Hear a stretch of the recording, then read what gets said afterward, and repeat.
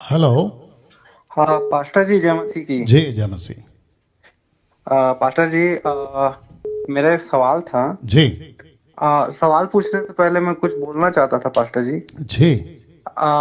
जैसे हम लोग अब विश्वास में आए प्रभु में, तो उसके बाद में बहुत दिनों के बाद में जब हम लोग प्रभु में जा रहे थे, तो अभी मैं आपको सुन रहा था अभी लाइव। जी। तो मुझे पता चला है कि जैसे हम लोग सोचते हैं, बहुत सारे लोग जब सोचते हैं कि हम प्रभु में आ रहे हैं तो हमें नेचुरल ताकत मिलेगी। अच्छा। हाँ, या, और या, कुछ अलौकिक शक्ति मिलेगी। आ, और जब मैं भी प्रभु में गया था तो मुझे भी लग रहा था कि कुछ ऐसा होगा, ऐसा होगा, ऐसा होगा, लेकिन हुआ नहीं। जी। और वो नहीं होगा। जी, तो बाद में जब मुझे आगे मैं बढ़ता गया तो मुझे समझ में आने लगा कि सुपर नेचुरल जो ताकत है, जी। वो तो प्रभु ने हमारे जो पापों को था, वो पापों को क्षमा कर दिया। यही सबसे बड़ी सुपर नेचुरल क्या ताकत है। बात है, क्या बात है, बहुत बढ़िया। जी, नेक्स्ट। जी, क्योंकि जब मैं प्रभु में नहीं था, तो उस समय मैं बहुत गुनाहों में था, पापों में था। जैसे नशा करना, और नजर का सब गलत जो देखते हैं वो सब चीज, और और भी बहुत सारे ऐसे ऐसे काम थे जो मनुष्य करता है। जी।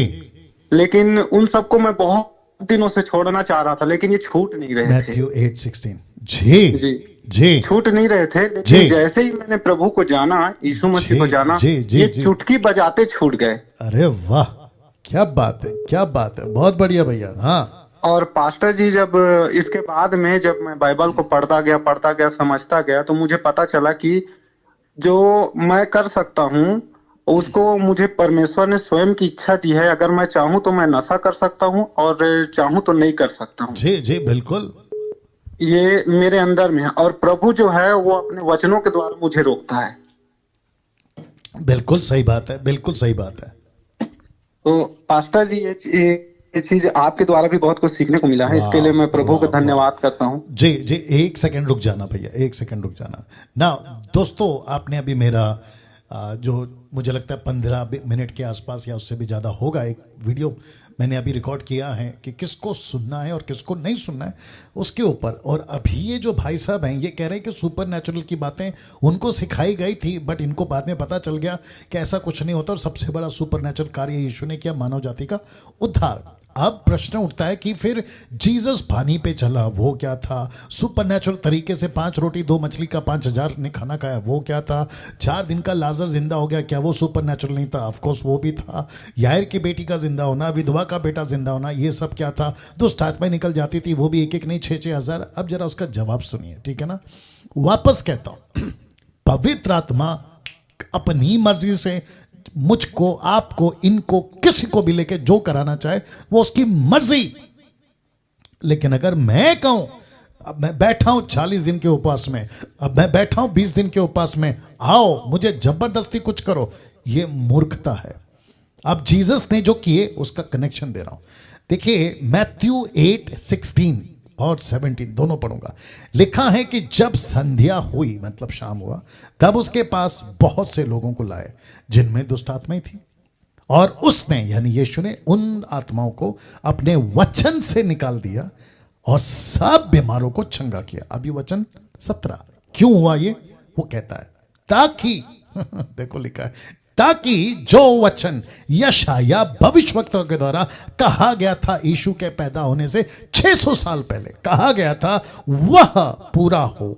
उसने आप हमारी दुर्बलताओं को ले लिया, हमारी बीमारियों को उठा लिया। इसका मतलब क्या है? इसका मतलब यहां है कि प्रोफेसी पूरी हो। जीसस ने इतने मिरेकल्स किए कि योना कहता है 20 का 21 और 25 तक में भी कहता है कि अगर लिखी जाती तो जगत में ना समाती। तो क्यों? ताकि प्रोफेसी पूरी हो। अब आपके और मेरे साथ यीशु चाहे तो वो करवाना चाहे वो करवा सकता है, लेकिन उसके पीछे पर्पस क्या है? जैसे पर्पस था प्रोफेसी पूरी हो, अभी पर्पस है उसका राज्य बढ़े, आत्मा बचे, लोग बचाए जाए। मिरेकल्स, मेरी मिनिस्ट्री में 5 मुर्दे जिंदा किए, मेरी बात कर रहा हूं।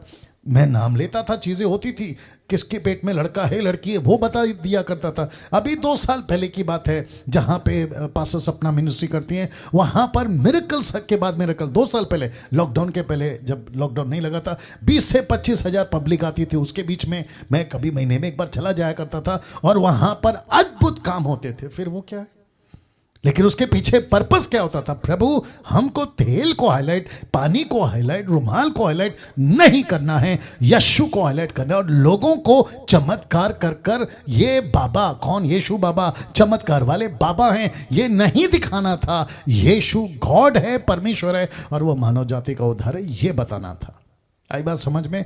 तो आप लोग भी इस बात को ध्यान रखें। जी भाई साहब, आप कोई प्रश्न पूछ रहे थे? जी पास्टर जी, मेरा सवाल ये था कि जैसे हम लोग अब प्रभु में आते हैं ना, उसके बाद में कई लोग जो अविश्वासी रहते हैं जी, वो लोग भी जो है अपने देवी और देवताओं के पास जाते हैं। जैसे किसी को कोई संतान की आवश्यकता है, किसी को कोई छुटकारे की आवश्यकता है, तब वो लोग वहां जाकर के प्रार्थना दुआ करवाते हैं। जैसे अपने तरफ होते हैं बैगा और झाड़ फूक करने वाले, जी जी, तो उन लोग वहां पर जाते हैं और हम लोग प्रभु के पास आते हैं। जी। तो पास्टर जी, मेरा सवाल ये था कि क्या जो झाड़ फूक करने वाले लोग होते हैं, क्या उनके पास में या फिर शैतान के पास में ये शक्ति है कि वो किसी को संतान का सुख दे सकता है? जी बिल्कुल। जी पास्टर जी, तो मेरा यही सवाल था कि जैसे बहुत सारे लोग अभी बता रहे थे, एक आदमी था जिसको मैं प्रभु के बारे में बता रहा था, तो वो बोल रहे थे कि भैया हमको तो, हम इनके पास नहीं गए और हमारा 15 साल से 10 साल से नहीं हुआ था, और उनके द्वारा अब ये जो झाड़ फूक किया गया, कुछ और जादू टोना जो भी उन लोग करते हैं उस प्रकार से किया गया और संतान हो गया। जी, तो पास्टर जी, यही सवाल था कि क्या ऐसा होता है? आप यही पूछ रहे हो ना, ऐसा होता है, यही पूछ रहे हो ना?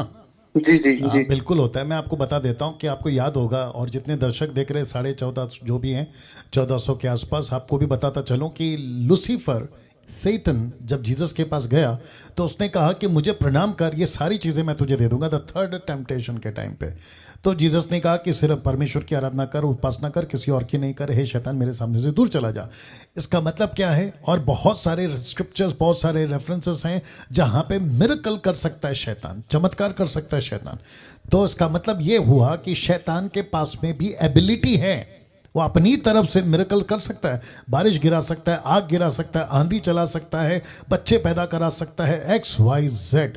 आपको एक रात में मिलीनियर बिलीनियर बना सकता है, आपकी लॉटरी लगवा सकता है, आप मतलब क्या नहीं कर सकता है, ये सब करवा सकता है भाई साहब। जी जी, लेकिन फर्क इतना ये होगा कि परमेश्वर के साथ जब हम चलते हैं तो परमेश्वर हमें ब्लेस जरूर करता है, मैं उसके खिलाफ नहीं हूं, आशीष जरूर देता है, अच्छा हेल्थ देता है, मिरेकल्स प्रभु भी करता है, लेकिन अनंत काल का जीवन शैतान नहीं दे सकता, सिर्फ प्रभु देता है। जी, ये फर्क है।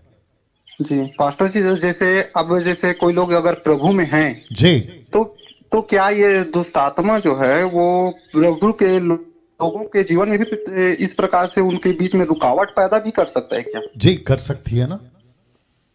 जी जी ये बिल्कुल कैसे संभव है पास्टर जी? बस यही जानना चाहता था। मतलब क्या चीज संभव? जैसे कि अगर संतान सुख अगर कोई प्रभु में है और वो पाना चाहता है, तो क्या जो दुष्ट आत्मा है वो रोक सकता है क्या इसको लेने में? किसको? ये संतान जो है अगर नहीं हो पा रहा है किसी कारणवश, और जैसे कि अगर रुका हुआ है, तो ये क्या जादू टोना वाले इसको रोक सकते हैं? बोल रहा था मैं। ओके, ऐसे आ रहे हो। ओके, एक याद रखो, जिस दिन आपका उद्धार हो गया उसी दिन आपके ऊपर पवित्र आत्मा का मोहर लग गई, पवित्र आत्मा का मंदिर बन गया। आप, यीशु मसीह आत्मा आपके अंदर रहती है, यीशु खुद अंदर रहता है, परमेश्वर आपके अंदर चलता फिरता है। 2 कोरिन्थी चैप्टर 6 वर्स 16 ऑनवर्ड्स वो आपके अंदर रहता है। तो शैतान आपको अंदर नहीं आ सकता, वो रोक सकता है, आपके बीच में अड़चने पैदा कर सकता है, लेकिन यही तो लिखा है ना कि शैतान का सामना करो और वो तुम्हारे पास से भाग जाएगा। याकूब की किताब 4 अध्याय वचन 8। जी, तो ऐसा है भाई साहब। जी पास्टर जी, अच्छा समझ में आ गया ये चीज। और जैसे जैसे आप आगे बढ़ोगे, बाइबल पढ़ोगे, टीचिंग खोलोगे, सब चीज क्लियर हो जाएगी। जी पास्टर जी, थैंक यू, धन्यवाद। बहुत वेलकम सर, थैंक यू। अच्छा, आप कहाँ से हैं? पास्टर जी, मैं छत्तीसगढ़ से हूँ। अरे वाह वाह। और ग्रुप ज्वाइन किया MMB का? हाँ पास्टर जी, पिछले 2.5 साल से मैं आपको ए फॉलो कर रहा हूँ। शाबाश, क्या बात है, वेरी नाइस। चलिए, बहुत बहुत शुक्रिया, प्रभु आपको आशीष दे, गॉड ब्लेस पास्टर यू। जी जी, जी जी, एक थोड़ा सा मैं थोड़ा आपसे एडवाइस चाहता था। बोलिए। जैसे कि ना, मेरी पत्नी के विषय में पर अगर आप कुछ बोल देंगे ना तो अच्छा रहेगा। मेरी पत्नी थोड़ी बाइबल बहुत कम पढ़ती है पास्टर जी, वो आपके वचन को सुनती है लेकिन बाइबल बहुत कम पढ़ती है। अच्छा, फिर जी ये तो ऐसा हुआ ना कि आपको काफी साल जिंदा रहना है लेकिन आप वक्त पे खाना नहीं खा रहे। जी अगर आपको ज़्यादा, सिस्टर जी अगर सुन रही हैं, आपकी पत्नी जी अगर सुन रही हैं, तो मैं उनको कहना चाहता हूं, अगर आपको उस शरीर में ज़्यादा जिंदा रहना है और ज़्यादा टाइम तक जिंदा रहना है तो टाइम टाइम पे खाया करो। वैसे ही आत्मा को मजबूत करना है और उसको आगे ले जाना है तो वचन की खुराक खाया करिए। जी पास्टर जी, चलिए, thank you, thank you pastor ji, God thank bless you. You, God bless you, God bless you.